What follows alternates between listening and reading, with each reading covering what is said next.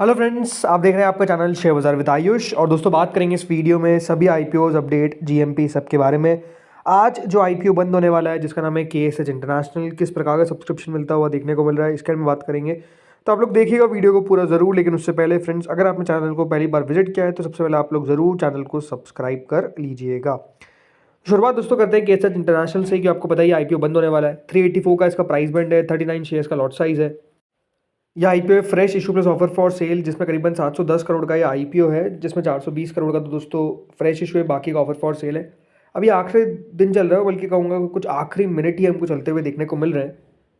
But जो भी subscription आता हुआ अब दिख रहा है वो अपने आप में कोई कमाल नहीं है। अभी तक दोस्तों क्यूआईबी कैटेगरी ने इस आईपीओ को 1 गुना पूरा सब्सक्राइब किया है, विच मीन्स क्यूआईबी के द्वारा अभी तक 154 करोड़ रुपीज़ लगाए गए।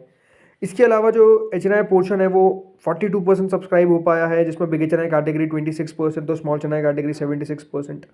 रिटेल कैटेगरी 84% इस आईपीओ को बनने में कामयाब हुई है। तो कुल मिलाकर अभी तक ये आईपीओ 82% यानी कंपनी को 408 करोड़ रुपए मिलते हुए दिखे। यानी ओवरऑल दोस्तों आईपीओ को बहुत ही कम सब्सक्रिप्शन मिलता हुआ देखने को मिल रहा है। अब मतलब आईपीओ को बंद होने में भी कुछ ज़्यादा समय बचा नहीं है, बट उसके बावजूद भी ऐसा लग नहीं रहा है कि इस आईपीओ को लेकर कोई उत्साह देखने को मिल रहा है किसी भी निवेशकों के बीच में। तो आई थिंक यहाँ पर आईपीओ में ओवरऑल बेटर वही है कि अवॉइड कर दिया जाए। पर्सनली मैं अवॉइड कर रहा हूँ, रीज़न बीइंग कोई डिमांड ही देखने को नहीं मिल रही है, तो इसलिए अवॉइड करना बेटर है। कंपनी ऐसा कोई बहुत ख़राब नज़र नहीं आई, ऐसा भी नहीं है कि वैल्यूएशन मुझे बहुत महंगे लगे। मार्जिन्स कंपनी के सबसे बेहतर नज़र आते हैं, वैल्यूएशन भी ठीक ठाक ही है, बट आई थिंक डिमांड नहीं है। तो और डिमांड जब दोस्तों किसी आईपीओ को लेकर नहीं होती है तो बेटर है कि उसको अवॉइड करें। ज़्यादा उसमें रिस्क लेने की अभी ज़रूरत नहीं दिखती है, करेंटली ये लग रहा है। चलिए अब कुछ खबरों पे हम चर्चा करेंगे, देन हम बात करेंगे जीएमपी पे, आईसीआईसीआई प्रू आईपीओ पे। सो दोस्तों यहाँ पर सबसे पहले तो कल सेबी की बोर्ड मीट थी और उसमें कुछ नए नियम निकाले गए, या फिर आप कह सकते हैं कुछ नए नियमों को बदलाव जो करने थे वो करे गए। तो इसमें आईपीओ लॉक इन नॉर्म्स और डिस्क्लोजर फ्रेमवर्क में याद रखिएगा चेंजेस कर दिए गए हैं।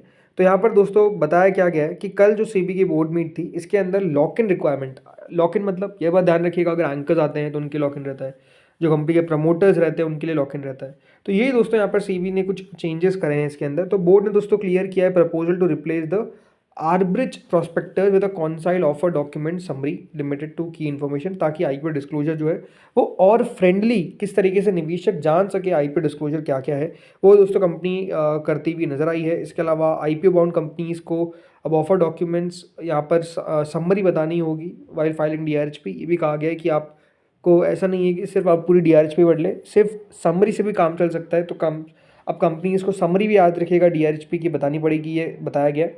इसके अलावा एक जो की कंसर्न्स था आईपीओ डॉक्यूमेंट्स में, पर्टिकुलरली डीआरएचपी का, वो ऑफन लेंदी होता है, तो उसी को कारण कह सकते हैं एक समरी अब हमको देखने को मिल जाएगी। ड्राफ्ट पेज पे एक ड्राफ्ट आर्ब्रिज प्रोस्पेक्टस आता हुआ देखने को मिलेगा और क्यूआर कोड से वो अवेलेबल हो जाएगा, ऐसा भी बताया गया। तो ये कुछ बदलाव थे जो दोस्तों किए गए। बाकी लॉक-इन को लेकर तो यही कहा गया है कि करीबन 6 महीने का याद रखिएगा प्रमोटर्स के लिए, और अब एक रिक्वायरमेंट करी गई है जिसमें नॉन प्रमोटर्स के लिए भी लॉक इन रहता हुआ देखने को मिलेगा फॉर 6 मंथ्स। तो इस तरीके की देखिए कुछ चीज़ें की गई है। अब ठीक है जो भी यहाँ पे किया गया है। अब बात करते हैं कुछ और खबरों पे, जिसमें दोस्तों जेप्टो, जी हाँ, जेप्टो पेपर्स फाइल कर सकता है दोस्तों अगले हफ्ते। इस प्रकार की खबर निकल कर आ रही है। $500 मिलियन यानी लगभग 4,000 करोड़ के आसपास का, 4 ने तो 4,500 करोड़ आप कह सकते हैं, बिकॉज 90 का डॉलर हो चुका है।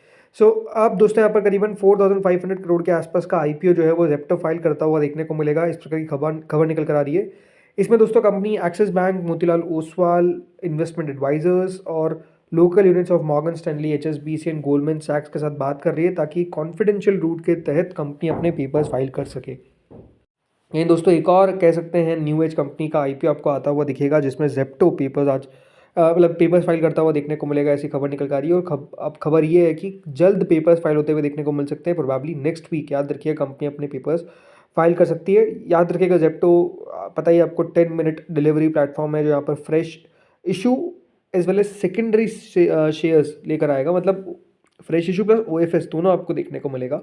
इस प्रकार की खबर है। बाकी इंटरेस्टिंग आईपीओ रहता हुआ देखने को मिलेगा, ये भी इसमें कोई दौराई नहीं है। सो देखते हैं अब कब कंपनी पेपर्स फाइल करती है, बट बहुत जल्द याद रखिएगा पेपर्स हमारे सामने आते हुए दिखेंगे। इसके अलावा दोस्तों और आपको आईपीओ आते हुए देखने को मिलते हैं आरआरबीज के। जी हाँ, आरआरबीज मतलब रीजनल रूरल बैंक्स, राइट। तो इनके भी जल्द हमको आईपीओ आते हुए देखने को मिल सकते हैं। फाइनेंस मिनिस्ट्री ने आस्क किया है 3 बैंक्स को to submit plans by March end. जी हाँ, अब खबर क्या है, खबर के मुताबिक जो मिनिस्ट्री ऑफ फाइनेंस है उन्होंने रीजनल रूरल बैंक को कहा है कि उनको अपने ड्राफ्ट यानी आईपीओ के लिए पेपर्स फाइल करने पड़ेंगे। और ये कब तक होना चाहिए? By the end of March, ऐसा बताया गया। ये बिजनेस स्टैंडर्ड की एक रिपोर्ट आती हुई देखने को मिली है। जो रिपोर्ट आई है उसमें बताया गया कि जो ड्राफ्ट आईपीओ ब्लूप्रिंट रहेगा वो सबमिट करना पड़ेगा to the respective sponsor banks as well as the department of financial services. Official ने कहा है कि मतलब ओवरऑल की डीएफएस एक रिव्यू मीटिंग लेंगे ताकि आईपीओ की प्रिपेयरनेस को लेकर देखा जा सके। इसमें बताया जा रहा है कि दोस्तों हरियाणा ग्रामीण बैंक, केरल ग्रामीण बैंक और तमिलनाडु ग्राम बैंक, इनके आईपीओ जो है वो हमको आते हुए देखने को मिल सकते हैं।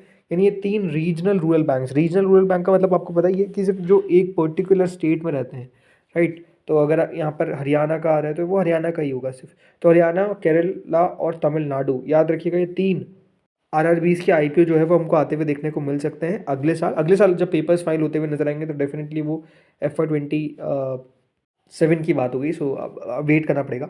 इसके अलावा दोस्तों एक और कंपनी है जिसका नाम है यहाँ पर क्रिस्टल क्रॉप प्रोटेक्शन। इसने पेपर फाइल करे हैं with fresh issue of 600 crore, plans to reduce date.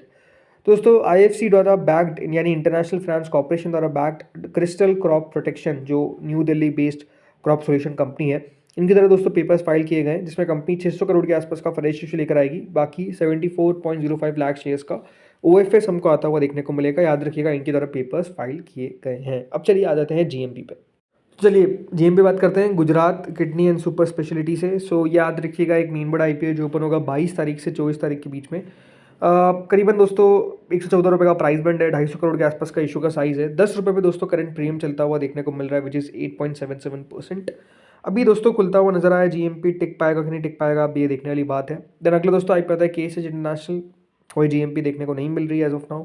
इसके अलावा सबसे ज़्यादा चर्चित आईपीओ और आप कह सकते हैं सबसे एक्शन में जो रहता हुआ देखने को मिलेगा, जिसकी लिस्टिंग होगी कल, आईसीआईसीआई प्रूडेंशियल। जीएमपी ने बना लिया है नया हाई, 450 रुपये का लेवल याद रखिएगा जीएमपी ने छू लिया है।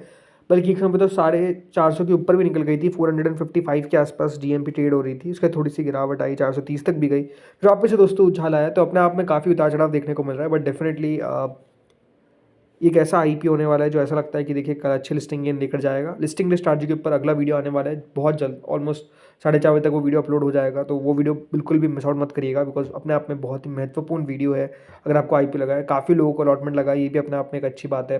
शेयर होल्डर कैटेगरी में अलॉटमेंट फॉर्म मिलता हुआ नजर आया। अगर किसी ने 15 लॉट लगाए, लगभग 9-10 शेयर मिलते हुए नजर आए हैं। किसी को 9 मिले, किसी को 10 मिले, बट अच्छी बात यह है कि अलॉटमेंट मिले हैं।